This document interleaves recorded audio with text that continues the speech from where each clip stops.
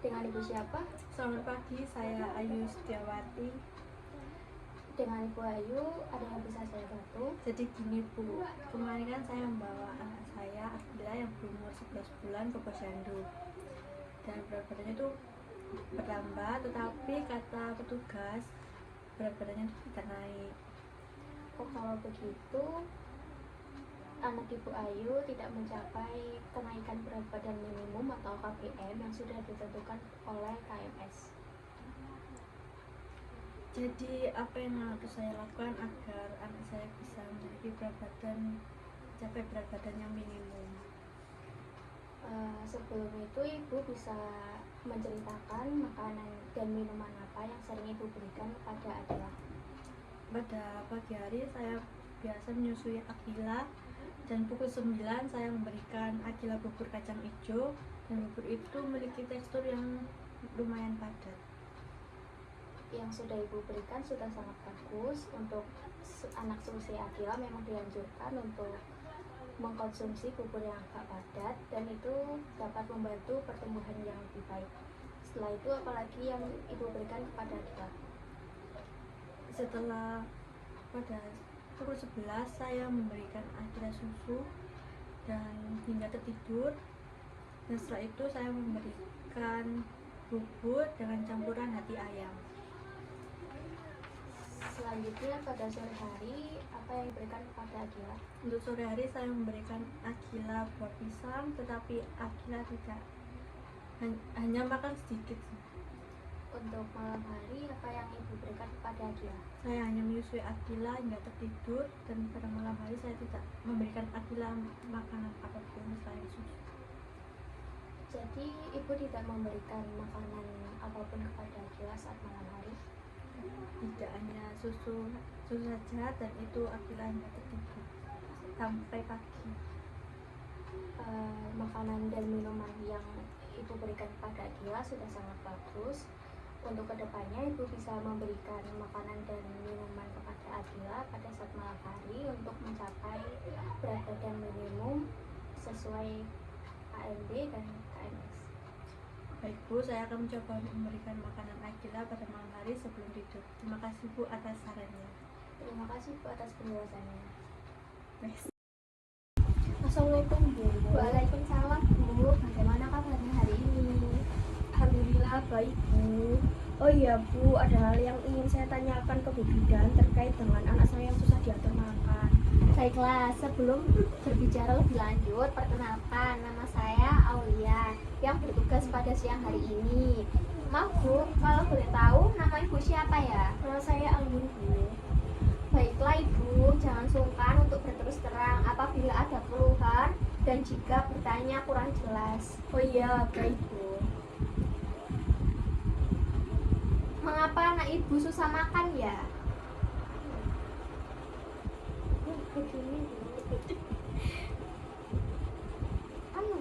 Begini Bu, anak saya ini kan usia 4 tahun, tapi susah sekali untuk diatur makannya. Dia lebih suka jajannya seperti cemilan, es krim, snack keju dan lain-lain ketimbang makan nasi, sayur beserta lauk pauknya. Lalu selama ini untuk memberikan alternatif, semisal dengan mengkombinasikan dengan lauk pauk atau dengan makanan yang bervariasi yang disukai anak Ibu. Saya belum pernah mencobanya Bu. Pernah saya membuat nasi goreng dengan kombinasi sayur mayur yang warna-warni sayurannya, tapi tetap saja anak saya tidak mau makan Bu. Saya capek Bu memberikan makan ke anak saya. Selain saya tidak ada waktu juga, saya juga jarang sama anak saya. Banyak faktor Bu yang menyebabkan anak menjadi susah makan. Salah satunya dikarenakan faktor fisik, meliputi terdapatnya gangguan pada alat organ pencernaan maupun terdapatnya infeksi dalam tubuh anak. Dan adapun faktor psikis meliputi gangguan psikolog anak seperti kurangnya perhatian, suasana makan yang kurang menyenangkan, tidak pernah makan bersama orang tua, sering ditinggal, ataupun dipaksa memakan makanan yang tidak disukai. Lalu bagaimana Bu cara mengatasi anak yang susah makan? Banyak sekali Bu cara mengatasi anak yang susah makan. Biasanya jadwal pemberian makan pada anak usia 4-6 tahun serupa dengan orang dewasa. Sebaliknya, anak pada usia 4 tahun makan bersama anggota keluarga yang lain. Pada waktu makan, diajarkan cara makan yang baik dan jenis makanan yang bernilai gizi tinggi serta perlahan-lahan namun pasti. Apakah dengan cara seperti itu bisa berhasil, Bu, nantinya? Anakku hanya mau makan sehari atau 2 hari saja, Bu. Lalu dia balik lagi seperti biasanya. Ibu coba terlebih dahulu saja saran saya. Berikan makanan yang disukai oleh anak ibu. Setiap hari ganti menu, tidak perlu bernilai cukup tinggi. Misalkan dengan makanan yang sederhana. Baiklah, Bu Bidan, saya akan mencobanya terlebih dahulu. Terima kasih atas saran-saran tadi, Bu. Semoga dengan cara seperti itu anak saya mau makan yang sehat dan bergizi tinggi. Iya Bu, baiklah. Jadi saya harap bulan depan Ibu berkunjung kembali agar dapat memantau kesehatan, pertumbuhan, dan perkembangan anak Ibu secara rutin ya. Baiklah, Bu Bidan, terima kasih sekali lagi. Saya mohon pamit dulu ya, Bu. Assalamualaikum, Bu Bidan. Waalaikumsalam Ibu. Assalamualaikum Bu Bidan. Waalaikumsalam Ibu. Perkenalkan, saya Bidan Maura. Saya yang bertugas di klinik Permata Hati ini. Maaf, ini dengan Ibu Karina. Iya betul, saya Ibu Garina. Ya, Ibu ada keperluan apa? Begini, saya ingin minta tolong untuk diberi pengarahan agar anak saya sehat selalu dan tumbuh kembangnya optimal. Oh, baiklah kalau begitu. Ibu ingin agar anak Ibu memiliki tumbuh kembang yang optimal. Ya, akan saya jelaskan kepada Ibu. Ngomong-ngomong, anak Ibu Karina umurnya berapa? Anak saya umur 2 tahun 3 bulan, Bu. Anak Ibu ini cewek atau cowok?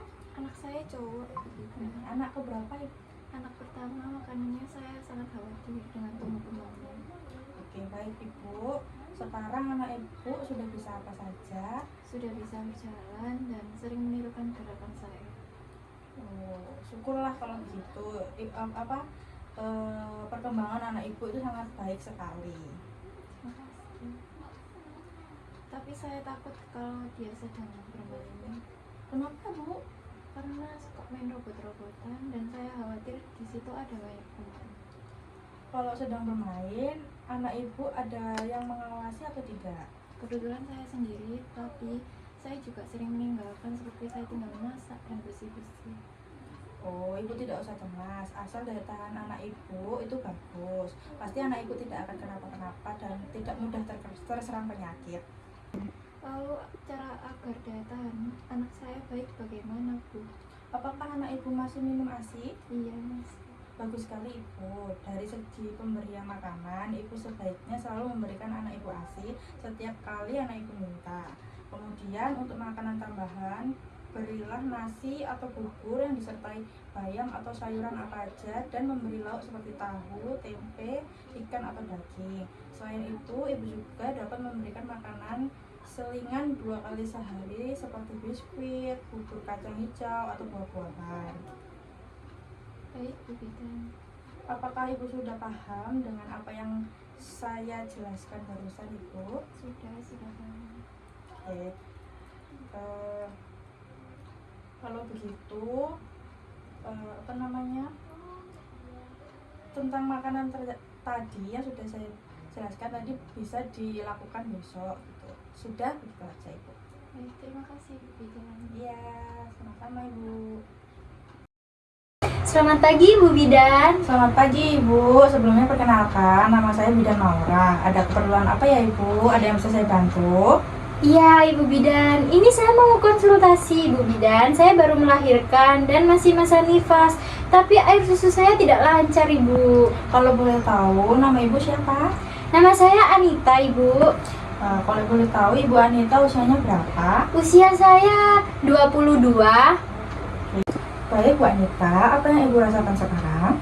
Begini Bu Bidan, payudara saya dua-duanya bengkak dan kemerahan. Air susu saya juga tidak lancar keluarnya. Dan saat menyusui terasa nyeri dan perih Bu Bidan. Baik, untuk adik bayinya masih disusui atau bagaimana Ibu? Tidak Ibu, anak saya tidak mau menyusu. Seharusnya adik bayinya tetap disusui ya ibu, karena hisapan mulut bayi itu sebagai perangsang hormon prolaktin agar air susu ibu keluar. Selain itu, agar payudara ibu tidak bengkak dan peredaran darah ibu juga tidak kaku. Ibu juga bisa melakukan perawatan seperti memijat payudara dan harus rutin dilakukan di rumah ya ibu. Baik Ibu Bidan.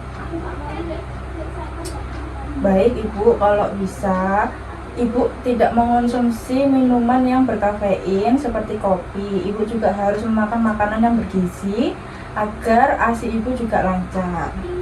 Oh iya Ibu Bidan, makanan yang bergizi itu apa saja sih Ibu? Baik ibu, makanan yang bergizi itu seperti sayur-sayuran. Biasanya sayuran untuk memperlancar ASI seperti sayuran hijau, itu bayam, brokoli, labu, wortel, dan katuk. Untuk asupan proteinnya seperti ikan, daging merah, daging ayam, telur, tahu, dan tempe.